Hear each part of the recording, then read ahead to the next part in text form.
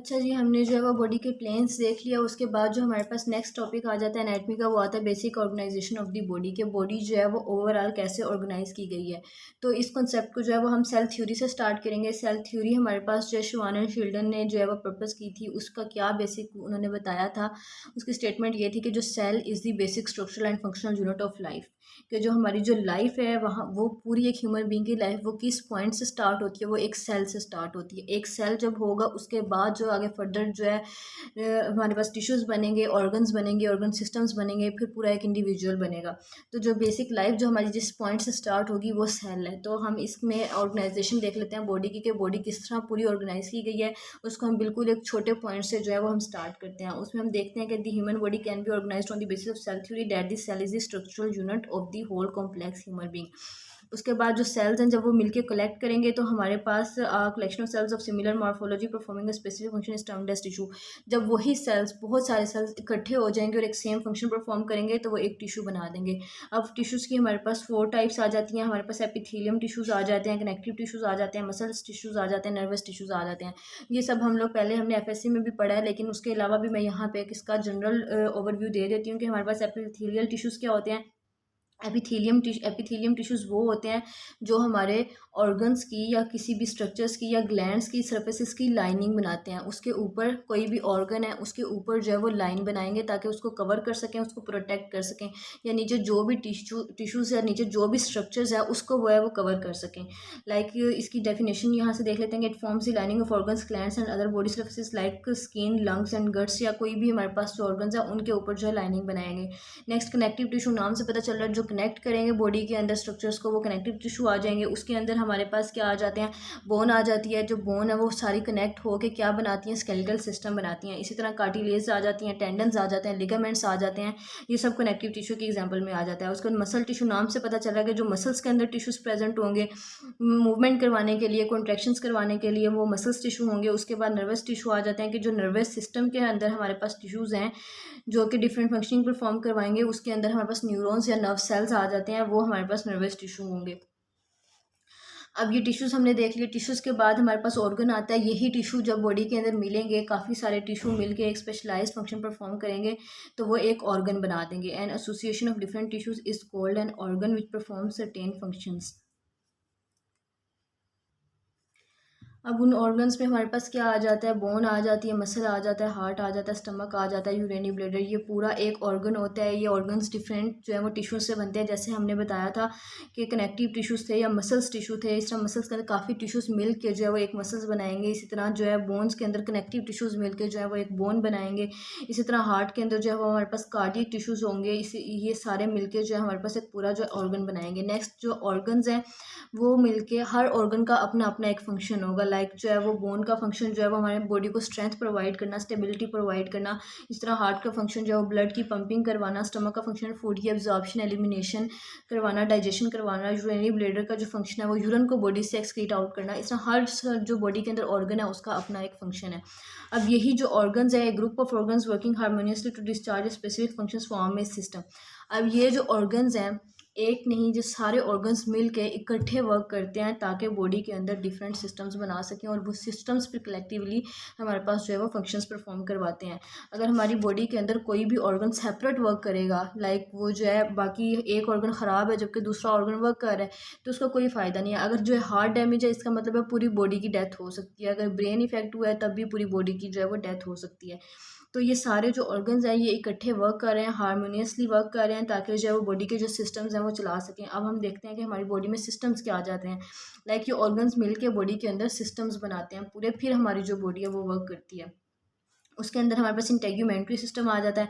Integumentary system हम वो कहते हैं कि जो भी बॉडी के आउटर्स लेयर्स जो भी सिस्टम्स चला रही हैं, लाइक उसमें मेजर जो ऑर्गन है वो हमारे पास स्किन आ जाती है। स्किन का क्या फंक्शन है, हमारी पूरी बॉडी को जो है वो ऊपर से कवर किया हुआ है स्किन ने। उसके बाद हेयर आ जाते हैं। हेयर जो है वो बॉडी को जो है वो प्रोवाइड करते हैं, प्रॉपर एक टेम्परेचर प्रोवाइड करते हैं, प्रोटेक्शन प्रोवाइड करते हैं। इसी तरह नेल्स आ जाते हैं जो बॉडी के जो अंडरलाइंग टिश्यूज़ हैं उनको कवर करते हैं। स्वेट ग्लैंड्स आ जाते हैं जो कि जो है स्वेट जो है रिलीज़ करते हैं ताकि जो है बॉडी का जो टेम्परेचर है वो रेगुलेट रहे। उसके बाद हमारे पास सेबेशियस ग्लैंड्स आ जाते हैं जो कि सीबम की प्रोडक्शन करवाते हैं कि हमारी बॉडी जो है, हमारी बॉडी की जो स्किन है वो मॉइस्चराइज्ड रहे। उसके बाद ये इंटेग्यूमेंट्री सिस्टम, ये सारे जो है वो हमारे पास ऑर्गन्स मिलके वर्क करते हैं, पूरी बॉडी का एक इंटेग्यूमेंट्री सिस्टम बनाते हैं। उसके बाद स्केलेटल सिस्टम, हमारी बोन्स का सिस्टम, पूरी जो हमारी बॉडी की जो साख्त है, जो पूरी बॉडी की फॉर्मेशन है, वो किस वजह से, स्केलेटल सिस्टम्स की वजह से।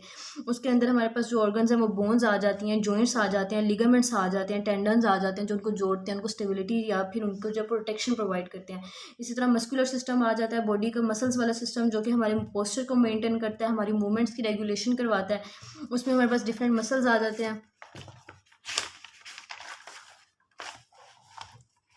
उसके बाद जो हमारे पास कार्डियोवैस्कुलर सिस्टम आ जाता है। कार्डियोवैस्कुलर सिस्टम हमारी हार्ट एंड वेजल्स का सिस्टम, इसका क्या फंक्शन है कि बॉडी के अंदर जो पूरा जो है ब्लड जो है वो पंप करता रहे। इसके अलावा जो ब्लड का क्या फंक्शन है कि बॉडी के अंदर ऑक्सीजनेशन होती रहे, वो जो है कार्डियोवैस्कुलर सिस्टम में आ जाते हैं। Heart, blood and blood vessels, blood vessels वो हैं जिन्हें सर्कुलेशन करवानी है, जिन्होंने लेके जाना ब्लड वेसल्स में हमारे पास आर्टरीज आ जाती हैं, वेन्स आ जाती हैं, हमारे पास कैपिलरीज आ जाती हैं। इस तरह रेस्पिरेटरी सिस्टम है, रेस्पिरेटरी सिस्टम का बॉडी के अंदर ऑक्सीजनेशन करवाना लंग्स तक, उसमें जो हमारे पास ऑर्गन्स आ जाते हैं, नोज आ जाता है, ट्वेकी आ जाता है, लंग्स आ जाते हैं, लेरिंक्स एंड ब्रोंकाई आ जाता है। नेक्स्ट हमारे पास डाइजेस्टिव सिस्टम का क्या फंक्शन है। डाइजेस्टिव सिस्टम का फंक्शन हमारी बॉडी के अंदर फूड की एब्जॉर्प्शन करवाना, डाइजेशन करवाना, एलिमिनेशन करवाना, ये पूरा डाइजेस्टिव सिस्टम का आ जाता है। इसमें हमारे पास जो ऑर्गन्स है वो माउथ है, इसोफेगस है, स्टमक है, स्मॉल इंटेस्टाइन है, लार्ज इंटेस्टाइन है।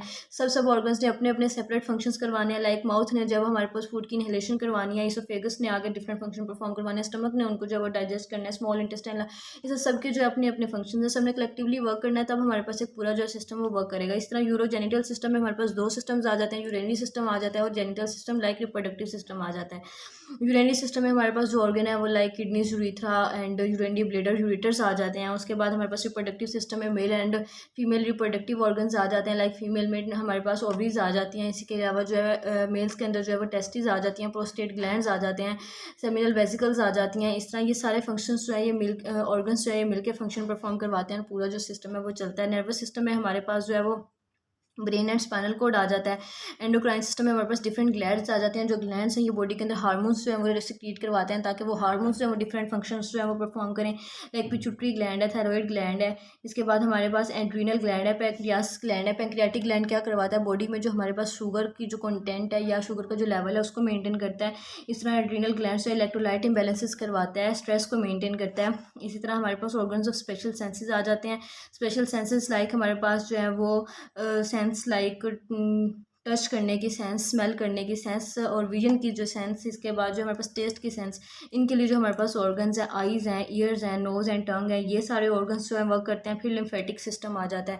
लिम्फेटिक सिस्टम भी बॉडी में एक तरह का सर्कुलेटरी सिस्टम होता है। इसके अंदर हमारे पास वेजल्स आती हैं, ऑर्गन्स आते हैं, टिश्यूज़ आते हैं, लिम्फ नोड्स आते हैं। ये इसका मेन वर्क जो है, फंक्शन जो है वो बॉडी को इन्फेक्शन से या डिजीज़ से जो है वो प्रोटेक्ट करना है। हमारी बॉडी के अंदर डिफरेंट लिम्फ नोड्स होते हैं, लिम्फ वेजल्स होती हैं। लिम्फ नोड्स जो कि डिफरेंट स्पेशलाइज जो है, ये हम आगे डिटेल में टॉपिक पढ़ेंगे। लिम्फेटिक सिस्टम वाला बॉडी के अंदर जो है वो डिफरेंट प्लेसेस या लोकेशंस के ऊपर जो है लिम्फ नोड्स प्रेजेंट होते हैं और लिम्फ वेसल्स भी होती हैं, जो ये पूरी बॉडी के अंदर जो लिम्फ फ्लूइड है उसकी सर्कुलेशन करवाते हैं। और ये जो लिम्फ फ्लूइड है ये बॉडी को जो इन्फेक्शन और डिजीज़ है उससे जो है वो प्रोटेक्ट करता है। इस तरह ये सारे ऑर्गन्स जो है कोऑर्डिनेट होकर कलेक्टिवली वर्क करते हैं, तब हमारी एक पूरी जो बॉडी है वो वर्क करती है। All these organs of the systems coordinate with each other to maintain the normal health of the human body.